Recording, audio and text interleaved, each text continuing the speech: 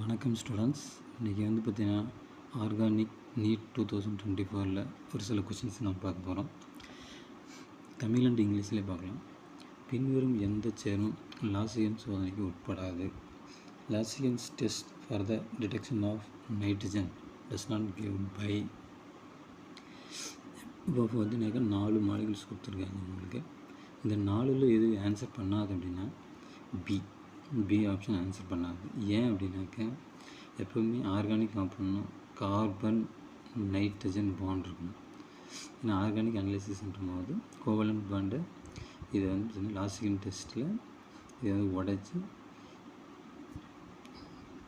Carbon தனியாக வந்துடும். Carbon வந்து பார்த்திங்கனாக்கா CO2 கேஸ் இந்த மாதிரி வெளியே போயிடும். அதுக்கப்புறம் நைட்ரஜன் வந்து பார்த்திங்கனாக்கா சோடியம் சயனைடாக மாறும்.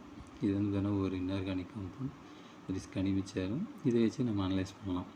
அப்போது இந்த சேர்மமாக மாற்றி தான் வந்து பார்த்திங்கனாக்கா அனலைஸ் பண்ணுவாங்க, இதில் கார்பன் இருக்கா இல்லையா அப்படின்ட்டு. அதனால் கார்பனுக்கும் நைட்ரஜனுக்கும் பாண்ட் இருந்தால் லாசியன் சோதனை உட்படும், இல்லைனா உட்படாது. Next second question. கரிம சேர்மத்தில் பாஸ்பரஸை கண்டறிய பயன்படும் வினை காரணி இது. பாஸ்பரஸை which of the following reagent is used to detect the phosphorus compound அப்படின்னு எடுத்துக்கிட்டிங்கனாக்கா நம்ம 11th சாப்டரில் வந்து பார்த்திங்கனாக்கா உங்களுக்கு இந்த காம்பவுண்ட் இருக்கும், அமோனியம் மாலிப்டேட் டெஸ்ட் அப்படின்னாங்க. இந்த அமோனியம் மாலிப்டேட் வந்து பார்த்திங்கனாக்கா உங்களுக்கு அமோனியம் பாஸ்போ மாலிப்டேட்டாக மாறும். அமோனியம் பாஸ்போ molybdate NH4 thrice PO4 12 MO3. இதுதான் வந்து பார்த்திங்கனாக்கா அமோனியம் பாஸ்போ மாலிப்டேட் அப்படின்றது. இதை வச்சு நம்ம கண்டுபிடிக்கலாம். நெக்ஸ்ட் டெஸ்ட் வந்து ஹாலஜனை கண்டறியும் சோதனையில் சோடியம் உருக்குச்சாறு நீர்த்த நைட்ரிக் அமிலத்துடன் வெப்பப்படுத்தப்படுவது எதற்கு? ரீசன் பார்த்தீங்கன்னாக்கா நம்ம சோடியம் ஃபியூசன் எக்ஸ்ட்ராக்டை வந்து தயாரித்ததுக்கு அப்புறம் நைட்ரிக் ஆசிடை வந்து பார்த்தீங்கன்னாக்கா இந்த வச்சு வந்து பார்த்தீங்கன்னா ஹீட் பண்ணுவோம். எதுக்காக அப்படின்னா இந்த ஆலைட் சேர்மங்களை வந்து பார்த்தீங்கன்னாக்கா ஒரு சில இது வந்து பார்த்தீங்கன்னாக்கா இன்டர்ஃபியரிங் ரெடிகல்ஸ் இருக்கும், அதாவது இடையூறு செய்யும் அயனிகள் ஆனியான்ஸ் இருக்கும். அதை வந்து நீக்கிறதுக்காக நம்ம வந்து பயன்படுத்துகிறோம். இது ஆப்ஷன் பார்த்தீங்கன்னாக்கா சோடியம் சல்ஃபைடு NaCN போன்ற சேர்மத்தை வந்து பார்த்தீங்கன்னாக்கா சிதைவடைய சேர்த்துக்காக அந்த நைட்ரிக் அமிலத்தை சேர்த்துறோம். அப்போ ஆப்ஷன் வந்து பி. நெக்ஸ்ட் வந்து பார்த்தீங்கன்னாக்கா உங்களுக்கு 4th டெஸ்ட். லாசியன் சோதனையில் கரிம சேர்மம் சோடியம் உலோகத்துடன் வெப்பப்படுத்துவது. இப்படி வந்து லாசியன் சாறு தயாரிக்கும் பொழுது நான் முன்னாடி சொன்னேன், கரிம சேர்மத்தில் இருக்கக்கூடிய கோவலன்ட் பாண்ட் தட் இஸ் வந்து சகப்பிணைப்பு வந்து அயனி பிணைப்பாக மாற்ற பயன்படுகிறது. இதில் வந்து ஃபஸ்ட் பாயிண்ட்டு சகப்பிணைப்பு சேர்மத்தை அயனி சேர்மமாக மாற்றுறது. Covalent compound is converted into ionic compound. Next வந்து ஃபிஃப்த் டெஸ்ட் வந்து எனக்கு important. Primary secondary and tertiary amine டயத்தில் ஆக்சலேட் அப்படின்னு எடுத்துக்கிட்டிங்க அப்படின்னா ஃபார் எக்ஸாம்பிள் வச்சுக்கலாம். நமக்கு COO-C2H5 ஆக்சாலிக் அமிலத்தில் 2 எத்தில் குரூப்பு, இது வந்து டயத்தில் ஆக்சலேட்டு. சப்போஸ் நம்ம ப்ரைமரி அமீன் யூஸ் பண்ணுறோன்னா RNH2 ரியாக்ஷன் ஆகி CONH, இதில் ஒரு ஹைட்ரஜன், இதில் C2H5OH வெளியே போயிடும். அப்போது CONHR. நெக்ஸ்ட்டு மறுபடியும் அதே மாதிரி CONHR. இந்த மாதிரி வந்து எனக்கு சேர்மம் உருவாகி ப்ளஸ் C2H5OH கிடைக்கும். இது வந்து NN டைஅல்கைல் ஆக்சமைடு என்ற solid compound electric NN dialkyl oxide உருவாகுது ப்ரைமரி அமீனோட. நெக்ஸ்ட்டு செகண்டரி அமீன் சிம்பிளாக வந்துட்டுனாக்கா R2NH போட்டுருவோம். R2NH நம்ம போடுவோம் செகண்டரி அமீனுக்கு. R2NH போட்டிங்கன்னா CON, இதில் இருக்கிற ஒரு ஹைட்ரஜன் பேரும் CONR2 bond CO C2 HF. இது வந்து பார்த்தீங்கன்னாக்கா நமக்கு secondary amines gives oxamic ester. Oxamic ester வந்து பார்த்தீங்கன்னா கிடைக்கும். இந்த ஆக்சமிக் எஸ்டர் வந்து பார்த்தீங்கன்னாக்கா நமக்கு ஒரு லிக்யூடு. இது வந்து பார்த்தீங்கன்னாக்கா டெர்ஷரி அமீனோட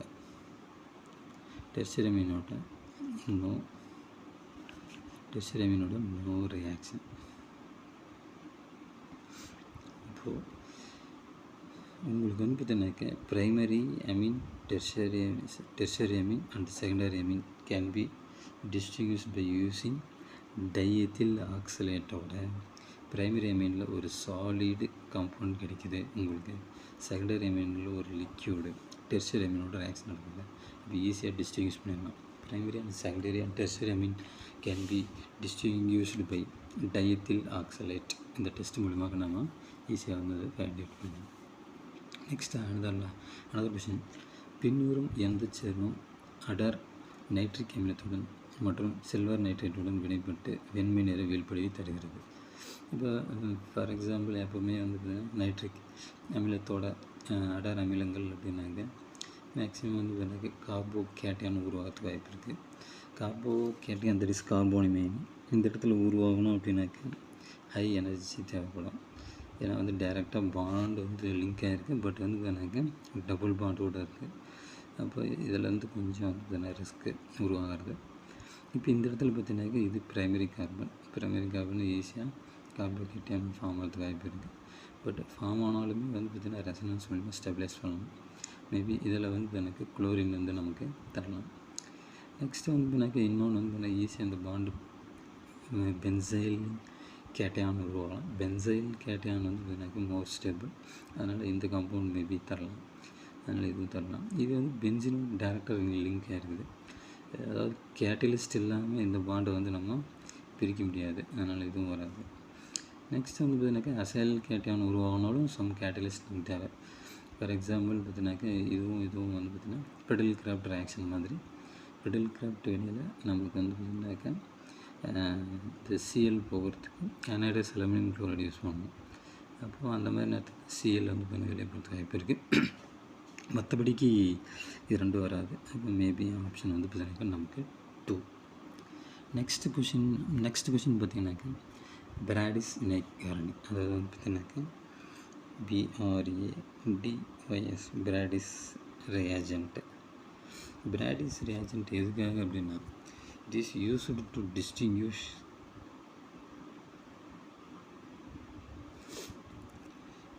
அல்லது it is used to find out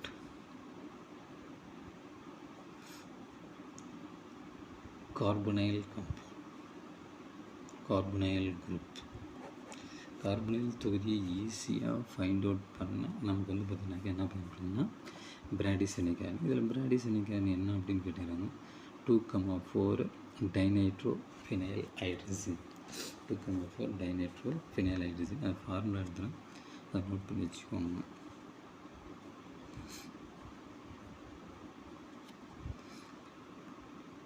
இது வந்து ஃபினைலு, ஹைட்ரஜன் அப்படின்னா NH2.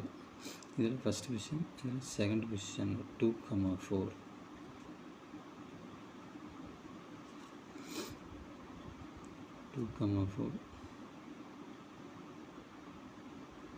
Dinitro phenyl hydrogen. இதுதான் வந்து பார்த்தீங்கன்னாக்கா பிராடிஸ் ரியாஜென்ட். இது வந்து பார்த்தீங்கன்னாக்கா கார்பனைல் காம்பவுண்டை கண்டுபிடிக்க பயன்படுகிறது. சிம்பிள் ரியாக்ஷன் தான். இப்போ வந்து பார்த்தீங்கன்னாக்கா இந்த கார்பனைல் இருக்கிற இந்த ஆக்சிஜன் இந்த H2 ரெண்டு ரியாக்ஷன் ஆகி இங்கே C டபுள் பாண்ட் NHன்ற ஒரு காம்பவுண்ட் கிடைக்கும். இந்த காம்பவுண்ட் வந்து எனக்கு சிம்பிளாக NO2 இங்கே ஒரு NO2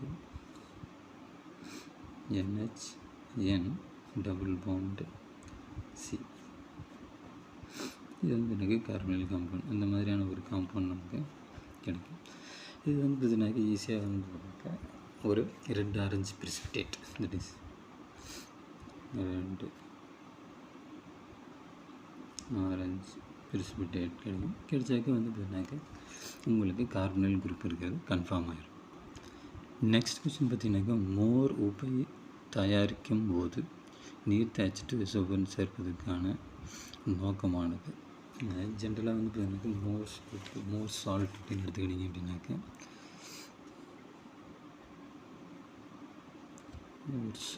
மோர் உப்பு அப்படின்னா இரட்டை உப்பு அப்படின்னாங்க. நமக்கு மோர் உப்பு அப்படின்றது நமக்கு ஃபெரஸ் அமோனியம் சல்ஃபேட் தான் வந்துனாக்கா மோர் உப்பு அப்படின்னாங்க நமக்கு. இது வந்து பார்த்தீங்கன்னா நம்ம ப்ராக்டிக்கல் கூட வந்து நீங்கள் நிறைய இது சொல்லி பார்த்துருப்பீங்க. ஃபெரஸ் உப்பு அப்படின்றது மோர் சால்ட்டில் வந்து பார்த்தீங்கன்னா ப்ராக்டிக்கல் செஞ்சுருக்கோம் 12th FeS அப்படின்னு சொல்லுவாங்க. அதில் வந்து எனக்கு ஃபெரஸ் இருக்குது, அதாவது Fe2+. அந்த Fe2+, Fe3+ ஆக்சிடேஷன் பண்ணாமல் இருக்கிறதுக்காக ஆசிட் சேர்த்துவாங்க. இந்த வால்யூமெட்ரிக் அனாலிசிஸ் பருமநோய் பகுப்பாயில் ஒரு கரைசல் தயாரிக்கும் போது இதில் மேக்ஸிமம் இந்த ப்ரெசன்ஸ் ஆஃப் வந்து டைல்யூட் ஒரு கான்சன்ட்ரேட்டட் H2SO4 முன்னிலையில் இதை வந்து பார்த்திங்கனாக்கா நம்ம நீர்க்க செய்யும்பொழுது ஆக்சிடேஷன் ஆகிறப்ப இருக்காங்க டேரெக்டாக வந்து நம்ம அப்புறம் ரெடாக்ஸ் ரியாக்ஷனுக்கு நம்ம பயன்படுத்திக்கலாம். இதை வந்து நம்ம மோர் சூப்பர் அப்படின்னு இதில் வந்து இன்னொன்றுக்காகவும் நம்ம சொல்லலாம். எனக்கு அப்படின்னாக்கா நமக்கு ஃபெரஸ் சல்ஃபேட்டின் நீரார் பகுப்பை தடுப்பதற்காக பயன்படுத்துகிறோம். நெக்ஸ்ட் அடுத்த கொஷின் 9வது கொஷின். அவகாட்ரோ எண்ணின் அடிப்படையில் ஒரு மோல் பொட்டாஸ் படிகாரத்தை நீரில் கரைக்கும் போது உருவாக்கக்கூடிய மொத்த அயனிகளின் எண்ணிக்கை. அதாவது வந்து பார்த்திங்கன்னா ஜென்ரலாக அவகாட்ரோ எண் வச்சுக்கிறாங்க, NA எப்படின்னு நல்லா இருக்கலாம். அப்போது number of ions per mole, that is வந்து பொட்டாஸ் படிகாரம். அப்போ ஃபார்முலா தெரியும் நமக்கு, K2SO4 பொட்டாசியம் சல்ஃபேட்டு, அதுக்கப்புறம் வந்து பார்த்திங்கன்னா அலுமினியம் சல்ஃபேட்டு Al2SO4 இதில் பார்த்திங்கனாக்கா இது வந்து பார்த்திங்கனாக்கா 2 அயான்ஸ், இது ஒரு அயான்ஸ், இது ஒரு 2 அயான்ஸ், சல்ஃபேட் ஒரு 3 அயான்ஸ், இது ஒரு 24. டோட்டலாக வந்து எல்லாத்தையும் அடிஷன் பண்ணிக்கணும். 24, 27, 30, 32 டோட்டல் 32 அயான்ஸ் வந்து பார்த்திங்கன்னா நமக்கு இருக்குது. நெக்ஸ்ட் கரைசல் கலவையிலிருந்து Cu2+ மற்றும் Cd2+ ஆகியவற்றை கண்டறிவதற்கு பயன்படுவது. எப்பவுமே Cu2+ காப்பர்னாவே வந்து பார்த்தீங்கன்னாக்கா அதை கண்டுபிடிக்கணும். கன்ஃபர்மேட் டெஸ்ட் அப்படின்னா பொட்டாசியம் ஃபெரோசைனேட் மற்றும் வந்து பார்த்தீங்கன்னா H2S. இந்த ப்ரிசன்ஸாக வந்து H2S இது வந்து குரூப் ரியாஜென்ட், அதாவது 2ஆம் தொகுதியை வந்து கண்டறிவதற்கான குரூப் ரியாஜென்ட்டு. இதோடு வந்து பார்த்தீங்கன்னாக்கா நாம் Cu2+ மற்றும் Cd2+ சேர்த்தும் பொழுது நமக்கு ஒரு காம்பவுண்ட் ப்ரௌன் கலர் பிரிசிபிடேட் கிடைக்கும். அதனுடைய ஃபார்முலா ப்ரௌன் கலர், அதாவது பழுப்பு நிற சேர்மம், சாக்லேட் ப்ரௌன் கலர் அப்படின்வாங்க. அதனுடைய ஃபார்முலா கேட்பாங்க Cu2FeCN6.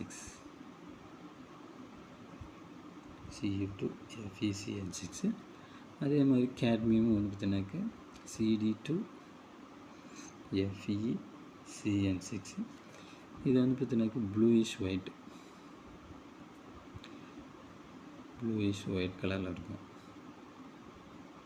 ஒயிட் கலர் பிரிசிபிடேட் வந்து பார்த்தீங்கன்னா நமக்கு கிடைக்குது. 11th ஒன் ஆக்சாலிக் அமிலத்தை அமிலம் கலந்த பொட்டாசியம் பெர்மாங்கனேட் கரைசலுடன் எதிராக தரம் பார்க்கும்போது MnO4- அயனியின் செயல்பாடுகள் இந்த மாதிரி இருக்கும். ஜென்ரலாகவே வந்து MnO4 வந்து ஒரு ஆக்சிஜன் ஏற்றும் காரணியாகவும் இருக்கும், நிறங்காட்டியாகவும் இருக்கும். அதாவது ஆக்சாலிக் அமிலம்னாக்க இளஞ்சிவப்பு நிறம் மறையதாக இருக்கும். அதனால் வந்து இதுனாக்க பொட்டாசியம் பெர்மாங்கனேட்டு ஆக்சிஜன் ஏற்றும் திறன் அது ஈஸியாக நம்ம ஃபைண்ட் அவுட் பண்ணிக்கலாம். நெக்ஸ்ட் வந்து பார்த்தீங்கன்னா 12th கொஷின். காப்பர் சல்ஃபேட் பென்டா ஹைட்ரேட்டை வந்து பார்த்தீங்கன்னா மற்றும் நீரேற்றம் செய்ய காப்பர் சல்ஃபேட் கரைசலின் என்தால்பி மதிப்புகளிலிருந்து முறையே -11.7 kJ mol/-1 மற்றும் -65.5 kJ mol/-1 ஆகும். நீரேற்ற காப்பர் சல்ஃபேட்டின் நீரேற்ற என்தால்பி மதிப்பு கேட்குறாங்க. நீரேற்ற என்தால்பி மட்டும்தான், தட் இஸ் ΔH. ஒரு சின்ன கால்குலேஷன் மாதிரி வரும், அதை நம்ம பார்க்கலாம்.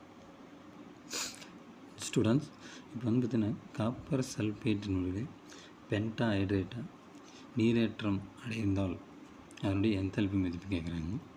நம்ம என்ன மதிப்பு கொடுத்துருக்காங்க அப்படின்னாக்க copper sulphate CuSO4.5H2O that is occurs நீரில் கரைக்கும் பொழுது CuSO4 + 5H2O லிக்யூடில் இருக்கும்போது இதனுடைய என்தால்பி மதிப்பு பார்த்திங்கன்னா ΔH = -11.7 kJ/-1. இது வந்து கொடுத்துருக்காங்க நமக்கு.